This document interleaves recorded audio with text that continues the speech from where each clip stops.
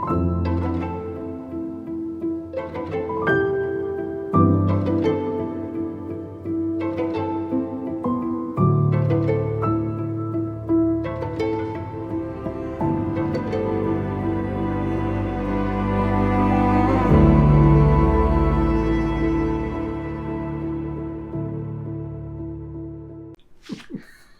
little smart aleck. Hey, this is John Ortberg, and this is my daughter. Hi, I'm the daughter. Yep. We're walking through Dallas Willard's book, Renovation of the Heart, where he talks about the fact that the main thing God gets out of your life is the person you become. But we're actually going to do kind of a side commentary today, and this is from a book that Laura has been talking to me about by Thomas Merton called Seeds of Contemplation.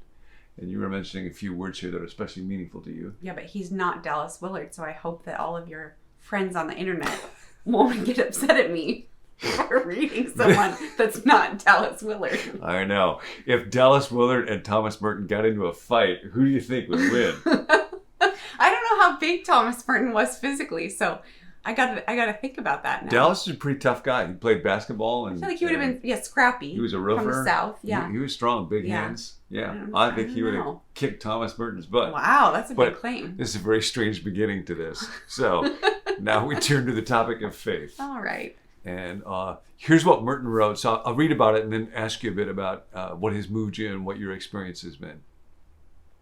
Thomas Merton says the beginning of contemplation is faith. If there is something essentially sick about your conception of faith, you will never be a contemplative. Historically, often in the church, people have talked about kind of the active or activist life.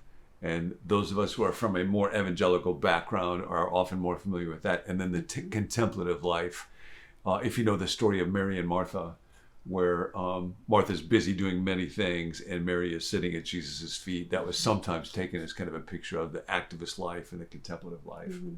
A lot of times people would do that to say the contemplative life is better. So we'll come back to that. Mm-hmm. Merton goes on, first, faith is not an emotion, not a feeling. It's not a blind subconscious urge towards something vaguely supernatural. It is not simply an elemental need in man's spirit. It is not a feeling that God exists. It is not just a conviction that one is somehow saved or justified for no special reason except one happens to feel that way. And he goes on to talk about things that faith is not.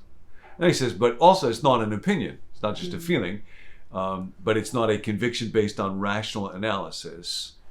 It is first of all an intellectual assent. It perfects the mind. It does not destroy it. It puts the intellects in possession of truth, which reason cannot grasp by itself. And then he goes on to say, the act of faith is an act in which the intellect is content to know God by loving him and accepting God's statements about himself on his own term. And so that we rest in God by faith. So I'd love to hear a little bit about why this is particularly meaningful to you and how you have come to think about faith and how you've struggled with in your own journey. Yeah, I think part of what I've liked a lot about Merton is if there is really, kind of historically the contemplative and active divide, which doesn't need to be a divide at all, right? But has been coming from maybe a more active background growing up in a more evangelical church to get to think now about contemplation and really experiencing God, having the experience of sitting with God. So when you think about contemplation, it's not mostly just what you do with your mind. I'm contemplating this object or that thought as a way of talking about experiencing God's presence with you. Yeah, I would say so. Yeah. And part of what I love about in this little book, he'll talk about knowing God by loving God. Thank you for the technical adjustments. I know. You are a wizard. We were wow. all messed up, and now That's we're framed amazing. much better. Yeah. You get a job at Best Buy, John. He talks about receiving God in faith and the ways that we receive God. And they're so mysterious to me, I think, how the ways that God speaks to us. And know so many different people from so many different faith traditions who have had experiences of God really in them or with them or even speaking with them. I have a friend from a nation prayer group that I joined just before the pandemic, and then that group started to meet over Zoom, and it's been so fulfilling and fun and calming for all of us that we still meet together every month. It's been 3 years now, and he calls Jesus Harold because he felt like Jesus was too unapproachable.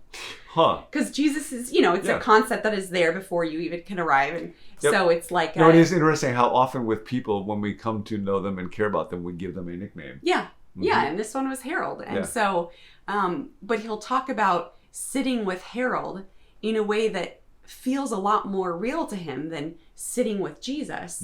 But to him, it's somehow the same thing. And anyways, that's one example. But just a lot of different people I know who have experienced hearing from God, receiving something from God. And for some of them, it's been an audible phrase that they have heard. For most of them, it's been kind of a feeling in their heart that has led them in a certain direction.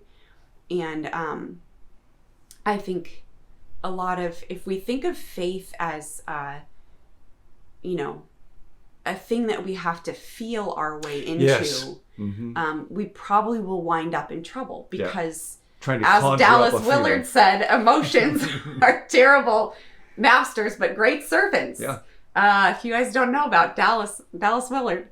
But I think that when we don't let our feelings guide us, but instead we kind of recognize them and also just experience God in whatever way we can, we get to a place where we can have faith. Because if faith is, as Merton says, an intellectual assent, well, I can do that no matter how I feel. I can say, I'm going to believe even though I don't particularly feel close to God today or this month or this year.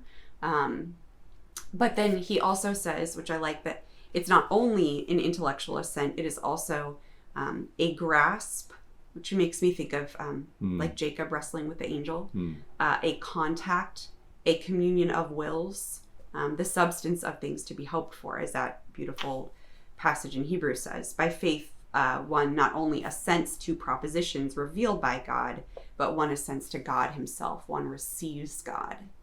And I think a little bit about a friend of mine, Rachel Held Evans, who some of you guys might be familiar with. I know you are, who was just a really good mind about faith before she died at a really young age. And a thing that she would say often was, I'm not a Christian because I know that I believe all the right things about Jesus. I'm a Christian because it's the story that I am willing to risk being wrong about. Wow. And that sense of saying, I'm going to step into faith, not because I feel so overcome with emotion that I'm raising my hands in worship and praying all hours of the night. In fact, oftentimes I don't feel like doing that, but I'm going to keep committing to it every day. Kind of like you do in a marriage sometimes, or with family sometimes, because it's the thing that I'm willing to wager my life on. Am I wrong? Maybe. I hope not. But in the meantime, every day, if I get to know Jesus a bit more and experience God a bit more, I'm drawn into this mystery that I can't explain, and I don't want it to go away. And I love that phrase that you read towards the end. It's a process through which we receive God. And I think I grew up in a tradition that would often talk about, have you received Christ? But we could talk about it always kind of static. And it's really, have you believed a certain thing about Jesus? As opposed to thinking, just like I can receive a gift or receive a word, I can be receiving God, his presence and his love, the communion of wills, his will and my will, just like the communion of our wills. So you might take a moment right now and just think about what a good thing it is that there is a God and that he loves Dallas Willard and Thomas Merton equally, and he is available to be received by us, and we do that mostly in our minds, and we can do it with our wills. We do it imperfectly, but he's present and with us right now. So take a moment and receive God's love, receive God's light, receive God's goodness in my imperfection, my imperfect knowing. Just receive it by faith. See you next time. Amen. See you next time. That was pretty good. Mockery. Yeah, that was kind of fun. Yeah, you did.